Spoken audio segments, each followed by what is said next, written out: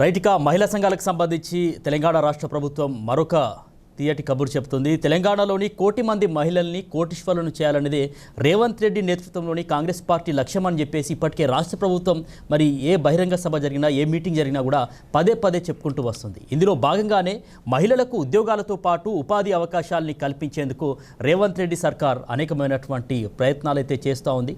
ఈ నేపథ్యంలోనే ఇందిరా మహిళా శక్తి పథకం కింద మహిళా సంఘాలకు ఉపాధి మార్గాల్ని కూడా చూపిస్తుంది. ఈ క్రమంలోనే పూర్తిగా మహిళల ఆధ్వర్యంలోనే నడిచేలా తెలంగాణలో ఇప్పటికే 2 పెట్రోల్ బంకుల్ని ఏర్పాటు చేశారు. ఇక అవి లాభాలతో కలకలలాడుతున్నాయి. లాభాల బాటలో పయనిస్తున్నట్టు తెలుస్తుంది ఆ 2 బంకులు కూడా. దీంతో ఇతర జిల్లాల్లో కూడా బంకుల్ని ఏర్పాటు చేసి మహిళా శక్తిని చాటాలని చెప్పేసి రాష్ట్ర ప్రభుత్వం నిర్ణయం తీసుకుంటున్నట్లు సమాచారం. ఈ పెట్రోల్ బంకుల్లో సిబ్బంది కావచ్చు, మేనేజర్లు కావచ్చు, ఆపరేటర్లు, చివరికి ఓనర్లు కూడా అందరూ మహిళలే కావడం గమనార్హంగా మనం చెప్పుకోవచ్చు.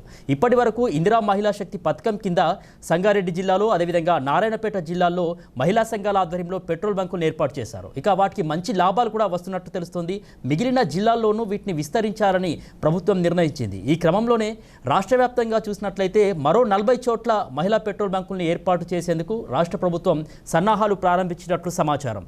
ఈ పెట్రోల్ బంకుల ఏర్పాటుకు సంబంధించి స్థలాలను ఎంపిక చేసే ప్రక్రియ కూడా ఇప్పటికే పూర్తయినట్టు తెలుస్తోంది. త్వరలోనే నిర్మాణ పనులు చేపట్టనుండగా వీటి కోసం Indian oil corporation, Bharat petroleum, Hindustan petroleum వంటి సంస్థలతో రాష్ట్ర ప్రభుత్వం ఒప్పందాలు కూడా చేసుకుంది. ఇందులో దాదాపు సగం అంటే 20 పెట్రోల్ బంకుల్ని తెలంగాణ రాష్ట్ర అవతరణ దినోత్సవం అయినటువంటి జూన్ 2వ తేదీ నాటికి పూర్తి చేసి వాటిని ప్రారంభించాలని గ్రామీణ పేదరిక నిర్మూలన సంఘం ఏదైతే సెర్చ్ దానికి సంబంధించినటువంటి సెర్ప్ అనేటటువంటి సంస్థ అయితే ఉందో ఆలోచన చేస్తుంది.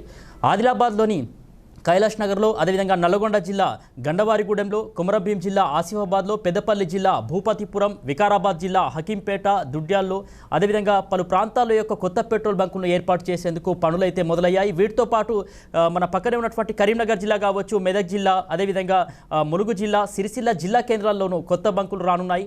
హన్మకొండ జిల్లా మడికొండ, ఖమ్మం జిల్లా వెంకటాపురం, సాదిరెడ్డిపల్లి, ఖానాపురం, హవేలి, కామారెడ్డి జిల్లా మల్తుమ్మెద, కొత్తగూడెం జిల్లా రామవరం, కొత్తగూడెం, జనగామ జిల్లా రఘునాథపల్లి, జగిత్యాల జిల్లాలో ఉన్నటువంటి కోరుట్ల, అదేవిధంగా భూపాలపల్లి, మన జయశంకర్ భూపాలపల్లి జిల్లాకు సంబంధించినటువంటి ఏదైతే మైలారం గ్రామంలో ఈ యొక్క పెట్రోల్ బంకులను ఏర్పాటు చేయబోతున్నారు. మహబూబ్ నగర్ జిల్లా పాలకొండ, మేడ్చల్ జిల్లా అలియాబాద్, మంచిర్యాల జిల్లా మందమరిలో, నిర్మల్ జిల్లా సోఫానగర్, నాగర్ కర్నూలు జిల్లా మన్ననూరు, పెద్దాపూర్, రంగారెడ్డి జిల్లా ఫారూక్ నగర్, వట్టినాగులపల్లి, వనపర్తి జిల్లా మీరాస్పల్లి, సూర్యాపేట జిల్లా హుజూర్ నగర్, వరంగల్ జిల్లా రాయపర్తి, అదేవిధంగా భువనగిరి జిల్లాలో ఉన్నటువంటి మల్కాపురం కావచ్చు, సంగారెడ్డి జిల్లాలో ఉన్నటువంటి కవేలి, కోడూరులలో ఇప్పటికే కొత్త పెట్రోల్ బంపుల కోసం భూముల్ని కూడా సేకరించి మహిళా సంఘాలకు అప్పగించినట్టు తెలుస్తుంది. మరోవైపు సిద్దిపేట, నిజామాబాద్, భువనగిరి, జోగులాంబ, గద్వాల్, అదేవిధంగా నారాయణపురం, భూపాలపల్లి జిల్లా కాళేశ్వరం, సూర్యాపేట జిల్లా రేపాల, మహబూబాద్ జిల్లా తానంచెర్లలో భూములను గుర్తించగా మహిళా సంఘాలకు ఇంకా వాటిని అప్పగించాల్సినటువంటి అవసరం అయితే ఉంది.